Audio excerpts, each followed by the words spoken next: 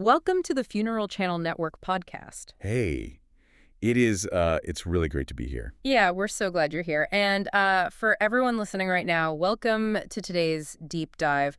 We've got a really fascinating one for you today. Oh, absolutely. It's a topic that I think is going to catch a lot of people off guard. Yeah, for sure. So imagine this. You walk into a friend's living room on like a random Tuesday afternoon. Just a normal Tuesday. Right, just a normal Tuesday. And the lighting is soft.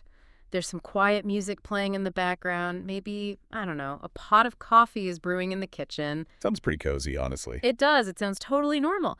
But then, and here's the catch, resting peacefully on the couch, surrounded by dry ice and like a blanket of flower petals, is their grandfather. Right. Who passed away the day before. Yeah.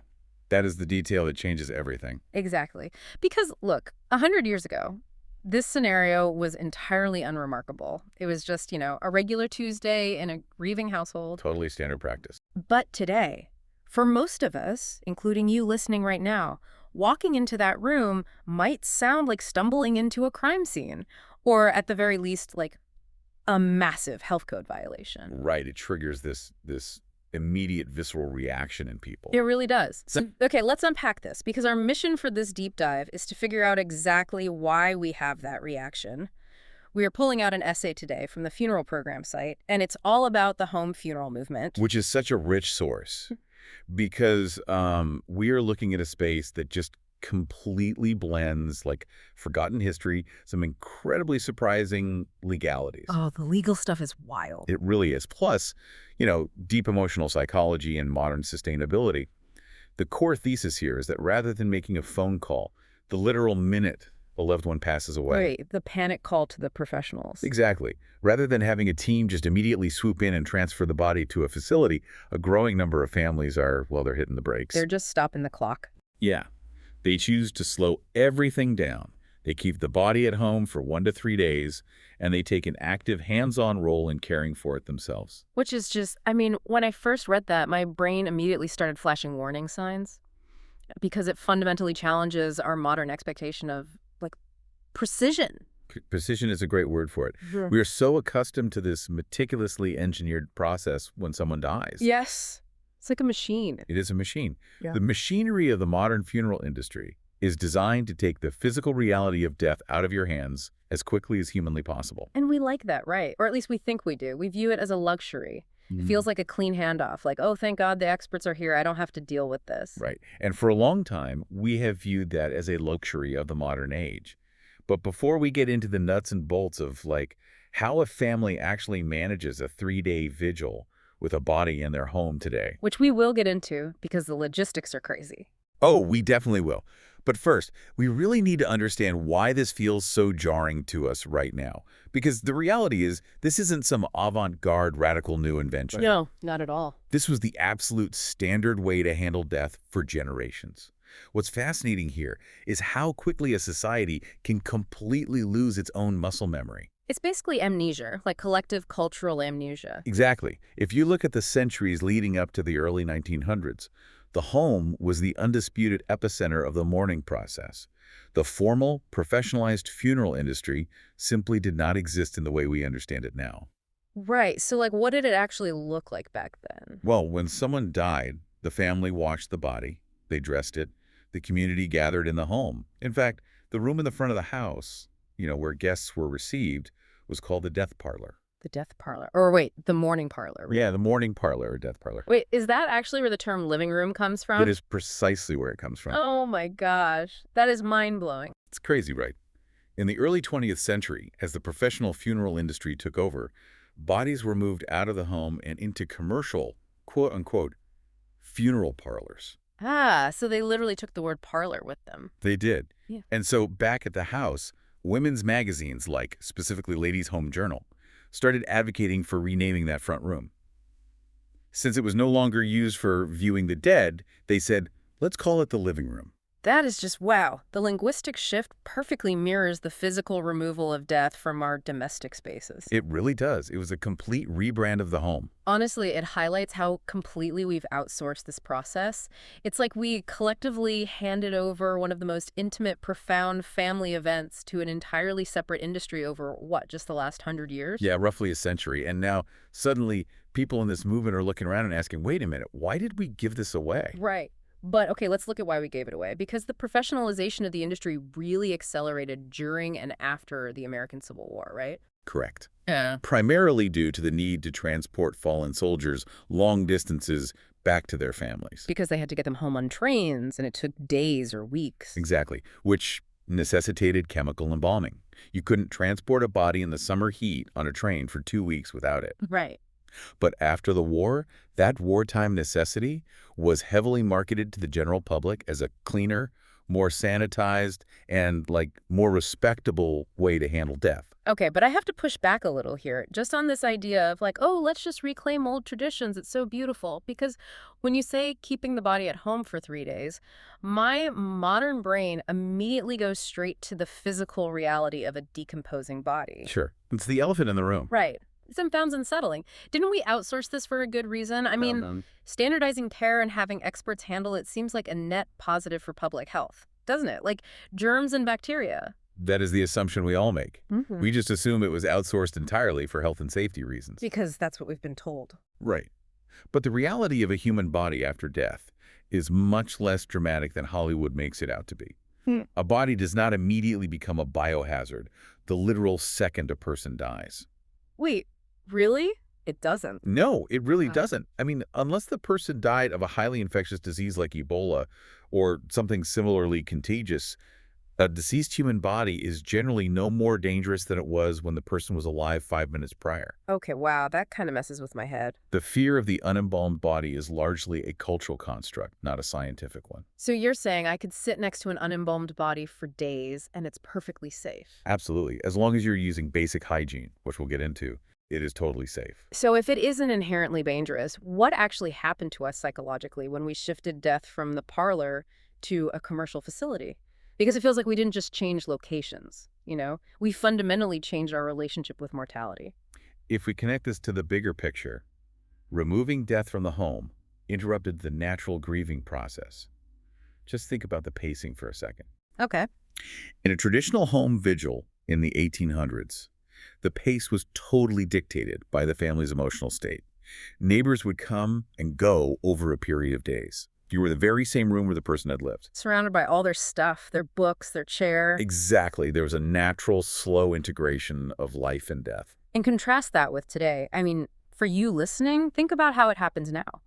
You get a phone call from the hospital, your entire world shatters. Right. And then within 12 hours, you are sitting in a sterile office, picking out a casket from a glossy catalog, and trying to schedule a 2-hour viewing window for a Tuesday evening. It is exhausting.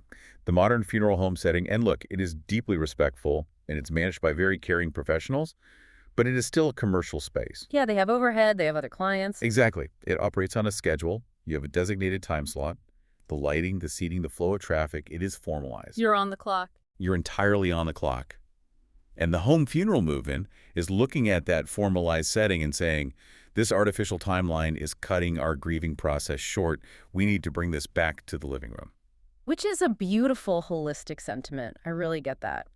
But picturing that beautiful, slow parlor vigil immediately hits a wall for me. The legal wall. Yes, because my brain goes straight to, wait, if I just decide to keep my grandfather on my couch, aren't the police or the coroner going to literally kick my door down? That's the immediate panic everyone feels. So what does this all mean legally?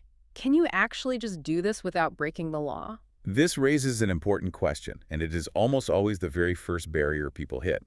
We assume that because we always use professionals, it must be legally mandated to use them. Right, because everyone does it. But in the vast majority of jurisdictions, almost everywhere in the U.S. and Canada, it is entirely legal to care for your own dead at home. Wait, really? Like no special license required? No special license.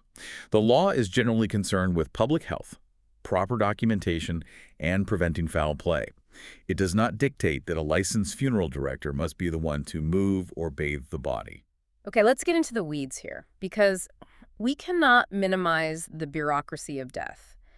I know there are specific legal hurdles. You can't just ignore the paperwork. Oh, absolutely not. The paperwork is non-negotiable. Right. So, like, who signs the death certificate if you don't have a funeral director standing there with a clipboard? So the process varies by state or province, obviously, but generally the death still has to be pronounced by an authority, Like a doctor. usually a hospice nurse, an attending physician, or a medical examiner, depending on the circumstances of the death.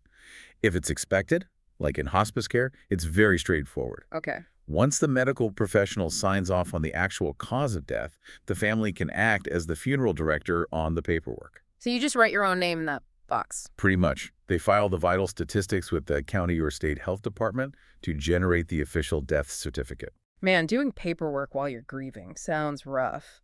But, okay, what about keeping the body safe and preserved? You mentioned earlier that it's not an immediate biohazard, but over 3 days. I mean, nature takes its course. And it does. There has to be a physical reality to managing this. There absolutely is, and this is where the logistics become very hands-on for the family. In some states, there are explicit legal requirements for refrigeration or the use of specific cooling methods if the body is kept for an extended period. Usually beyond, what, 24 hours? Yeah, typically 24 hours. But here's the thing. Refrigeration legally doesn't mean you need a commercial morgue cooler in your house. Right, because I was literally imagining someone trying to clear out their chest freezer in the garage, which is a horrifying thought. How do families actually do this? The standard practice involves dry ice or specialized cooling packs like Techna ice. Okay, so just ice packs. Well, families will carefully place dry ice wrapped in towels around the torso of the deceased or underneath the body, and they continually replace it over the 3 days. Wait, dry ice. That requires actual knowledge, though? Dry ice isn't something you just play around with. No, it is not. If you put it directly on the skin, it causes freezer burn, which changes the appearance of the person. And as it sublimates because it turns into gas, right, it releases carbon dioxide. Exactly. So you have to keep the room ventilated, or the people sitting vigil could literally suffocate in the living room. Which is precisely why this movement strongly advocates for education and consultation. Yeah. You cannot just guess your way through the practicalities of a home funeral. Yeah, no kidding. You need to know how much dry ice to buy, usually around 15 to 20 pounds a day. Wow, that's a lot of dry ice. Where do you even get that? A lot of grocery stores carry it, Wow. or industrial ice suppliers. But you also need to know how to wrap it and how to position it correctly. And you also have to manage rigor mortis, which sets in and then naturally dissipates. See, this is the stuff that makes me think, okay, I need a professional, but what about transportation? That's the other big logistical hurdle. Let's say the family successfully holds a 3-day vigil at home, right? They manage the dry ice, they do the paperwork, and now it is time for burial or cremation. If I just, like, put my grandfather in the back of my Honda Odyssey... Yep, the minivan scenario. And I drive down the highway and I get pulled over for a busted taillight, I feel like I'm getting arrested on the spot. The imagery is super jarring, I admit. But legally, if you have the correct paperwork, you are usually entirely within your rights to do that. To just drive a body in a minivan? Yes. Families must obtain a transportation permit, sometimes called a burial transit permit. It basically acts like a hall pass from the local health department. A hall pass for a body. Okay. Because we know this person has died, the death is officially registered, and this family is authorized to transport the body to the cemetery or the crematorium. So the police officer would just look at it and say, have a nice day. Theoretically, yes. As long as the body is transported respectfully, usually in a simple cardboard cremation casket or a wooden box, out of public view, it is legal in most places. That is wild. It completely shifts the paradigm from, I am fundamentally not allowed to do this, to, I can actually do this, I just need to learn the procedural steps. Exactly. It's an empowering shift. But honestly, Yeah. learning how to handle dry ice, filing county health permits, and driving a casket to a crematorium while you are blinded by grief sounds like a recipe for a total breakdown. Oh, for sure. It is a massive undertaking. Which brings us to a crucial evolution in this space. Yeah. Because of those very real logistical and emotional hurdles we just talked about, families rarely do this in a complete vacuum. So they aren't just figuring it out on YouTube. No, usually not. The professional does not disappear from the picture entirely. Their role just radically shifts. Oh, okay. You're talking about the rise of death doulas and home funeral guides. Yes, exactly. And sometimes even forward-thinking traditional funeral directors who are willing to unbundle their services. I really want to explore this dynamic, because if I hire a home funeral guide, how is that different from just hiring a funeral director to come to my house? Is it just a rebranding of the exact same job? Not at all. It is a fundamental shift in the power dynamic. In the conventional model, when you hire a funeral director, you are essentially handing over custody of the body. Right. They show up, they put the person on a stretcher, and they leave. They transport it to their facility, they do the preparation behind closed doors, they dress the body, they host the viewing on their property, they are the directors of the event. They're in charge. Right. But home funeral guide, or a death doula, acts much more like a consultant or a coach. So they don't actually touch the body. They might if you need them to, Yeah. but their primary goal is to empower you to do it. They don't take over. If a family wants to wash and dress the body themselves, the guide stands by, offering gentle instruction. Like support the head here, that kind of thing. Exactly. They show you how to roll the body to dress them, how to properly place the dry ice so you don't get freezer burn. They might even help you navigate the county clerk's office to file the death certificate so you aren't doing the paperwork alone. That sounds so much more manageable. They offer support specifically tailored to the family's needs, without taking the agency away from the family. You know, it makes me think about birth doulas. That is the perfect analogy. Because decades ago, childbirth became a highly medicalized clinical event, right? It was completely managed by doctors in sterile hospital rooms. And women were often heavily medicated, completely removed from the agency of the experience. They were treated almost like patients undergoing a surgery rather than mothers giving birth. Right. Then the natural birth movement started saying, wait, we want this to be a holistic, family-centered event. We still want safety, obviously, but we want a guide to help us through the emotional and physical reality of the process, rather than a surgeon to just extract the baby. That is a highly accurate comparison. A birth doula shifts the focus from a purely clinical procedure back to a deeply personal life transition. A death doula does the exact same thing at the other end of life. It's just booking in the human experience. Exactly. They shift the focus from a logistical disposal process back to a sacred familial farewell. Okay, I want to lean into that sacred familial farewell part, because we've talked about the law and the logistics, the dry ice and the permits. Right. Let's step inside the room now. Here's where it gets really interesting. Let's talk about the emotional architecture of family-led care. This involves the family literally washing, dressing, and preparing the body. Yes. The hands-on care. And I have to be completely honest with you.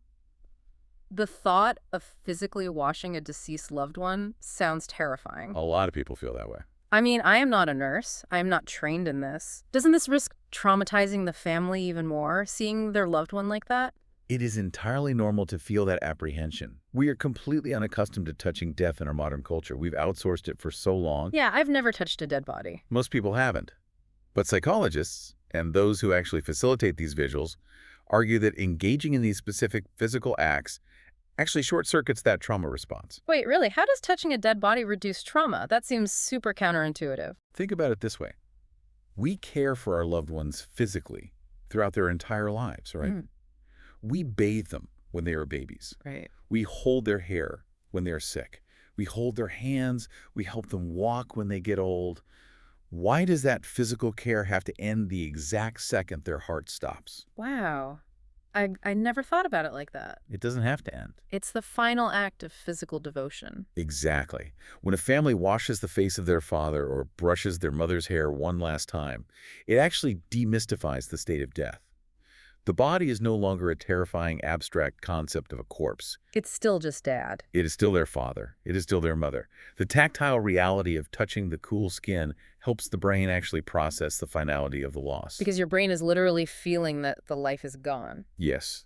When a body is whisked away immediately by professionals and you don't see it again until it is heavily cosmetized in a casket 3 days later, the brain often struggles to bridge the gap. The gap between alive in the hospital bed and mannequin-like in the casket.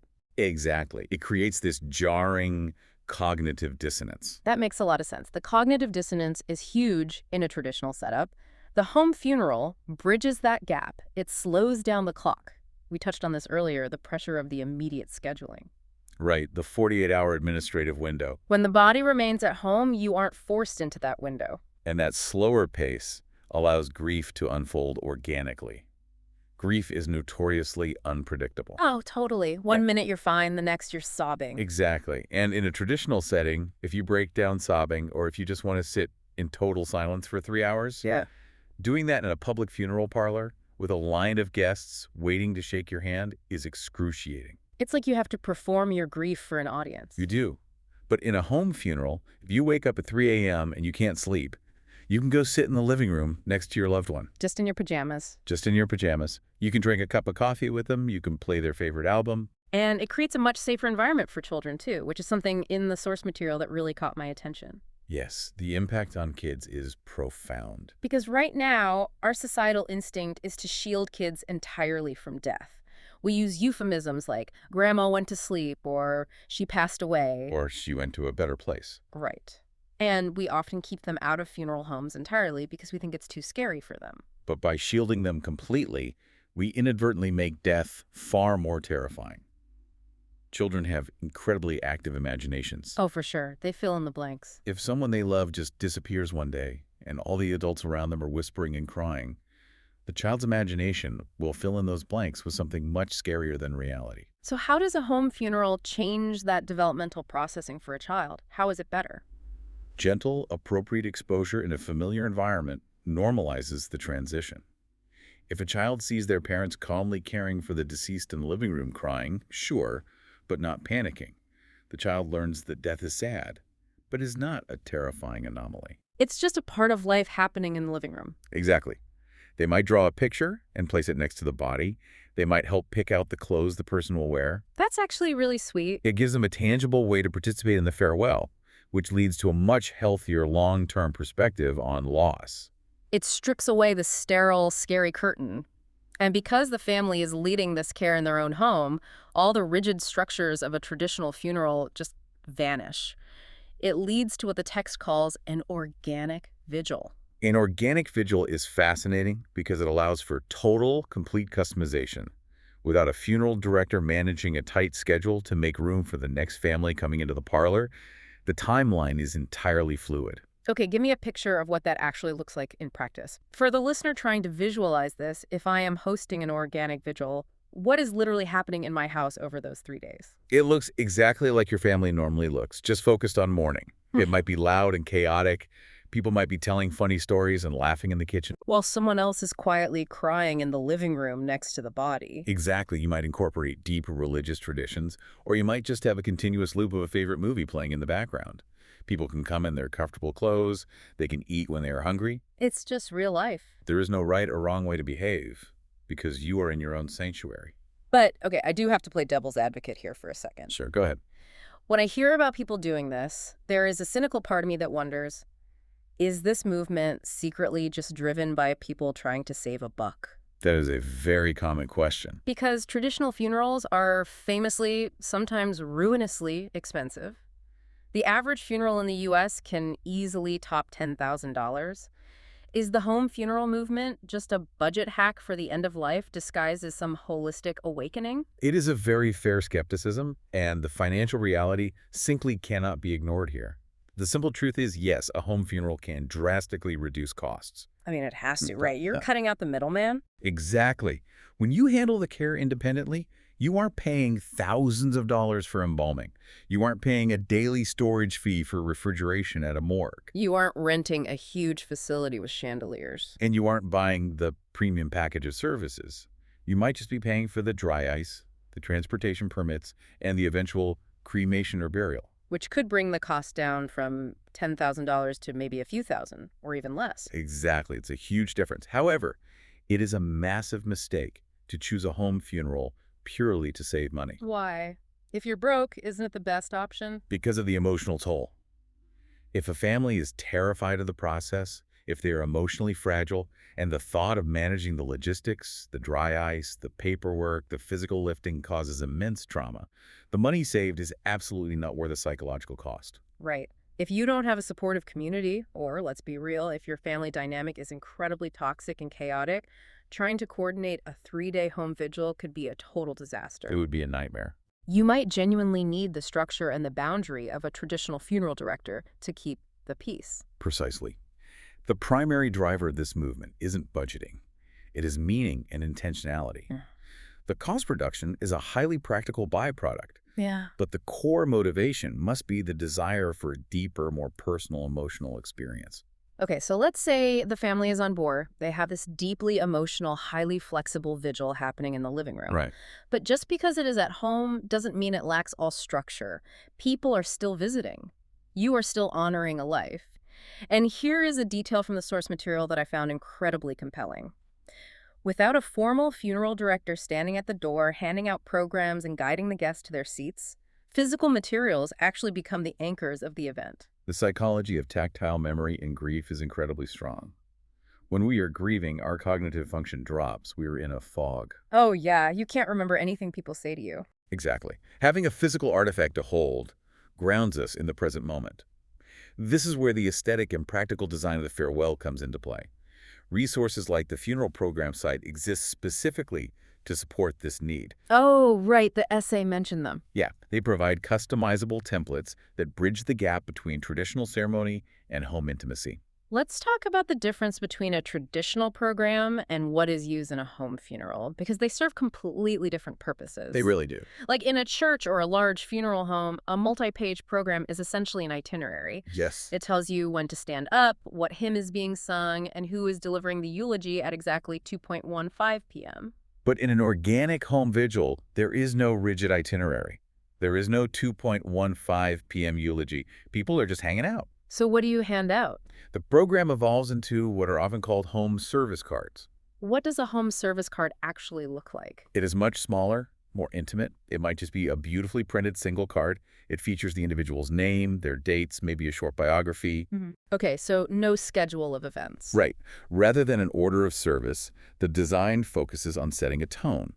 It might feature a favorite poem, a meaningful quote, or a really beautiful personal image. And the aesthetics are totally deliberate. You aren't using loud, glossy, corporate-looking templates. It is about soft colors, minimal layouts, thoughtful typography. It is designed to be calming. And because these are smaller, more intimate gatherings, the logistics of creating them change too, right? You don't need to order 500 mass-produced programs. No, the focus shifts to small batch printing services like Celebrate Prints, which was mentioned in the text, that allow families to order exactly what they need without excess. It ensures high quality without unnecessary waste. I want to visualize how this actually functions in the space, because if no one is handing these out at a door like an usher, where do they go? Picture that living room again. The lighting is soft. There is no pulpit or lectern anywhere. Instead, these home service cards are placed thoughtfully on a central table, or perhaps on the mantelpiece. They sit alongside cherished photographs, maybe the deceased person's favorite coffee mug, a well-worn book they loved, or a piece of jewelry.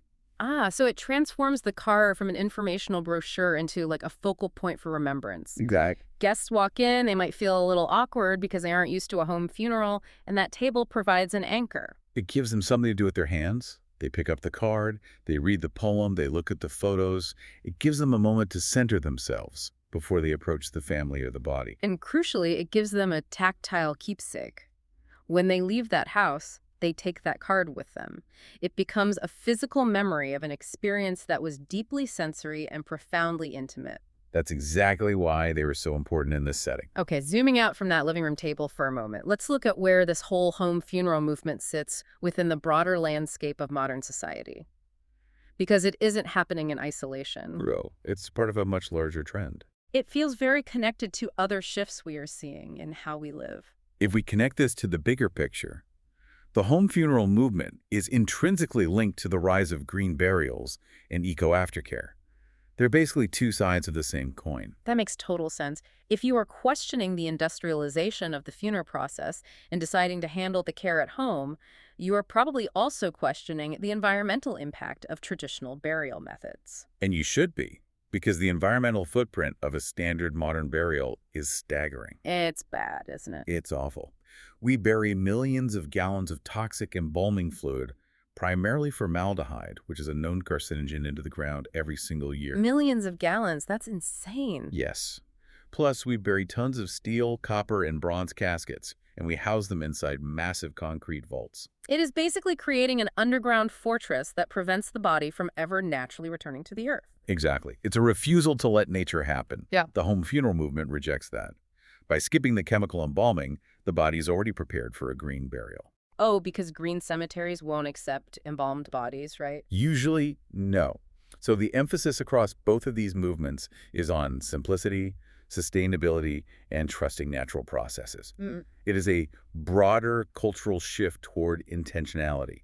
People are waking up to the fact that the highly commercialized, highly toxic method of handling death is not a legal requirement. It's just a consumer product they have been sold. Exactly. A very expensive product. But, and we need to be incredibly clear about this for anyone listening, this path is not for everyone. It is absolutely not for everyone. And no one should feel guilty if a home funeral sounds like their worst nightmare. We really have to validate that reality. We talked about the physical and emotional involvement required. Some people simply do not have the emotional bandwidth to manage dry ice and file permits while they are actively traumatized by a sudden loss. And we cannot ignore space constraints. Oh, true. Not everyone has a big parlor. If you live in a tiny third-floor walk-up apartment in a crowded city with narrow stairs, physically moving a body in and out of that space safely might be nearly impossible without professional equipment and a large team. Yeah, you literally just can't make the turn on the staircase. Plus, there are deep cultural and religious factors. For many faiths,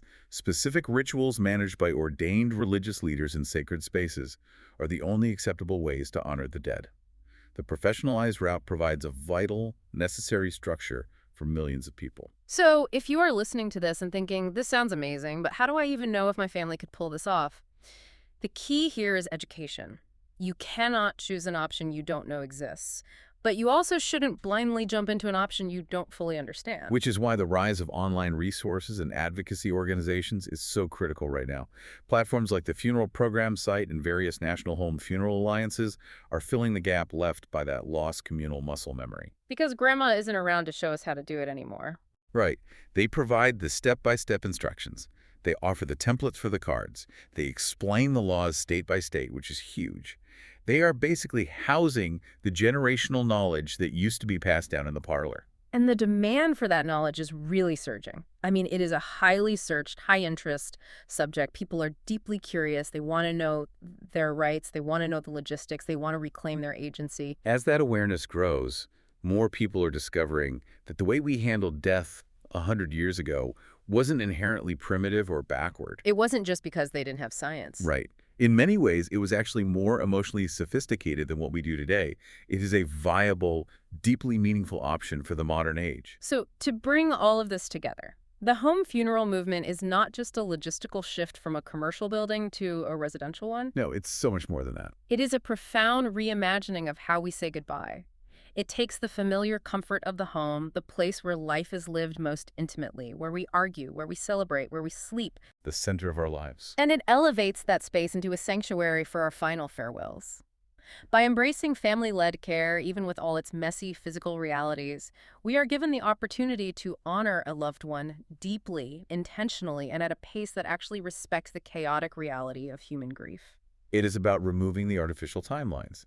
It is a return to tradition, but infused with a very modern sense of intentionality and empowerment. And as we wrap up this deep dive, we want to leave you with a final thought to mull over, something that builds on everything we have discussed today.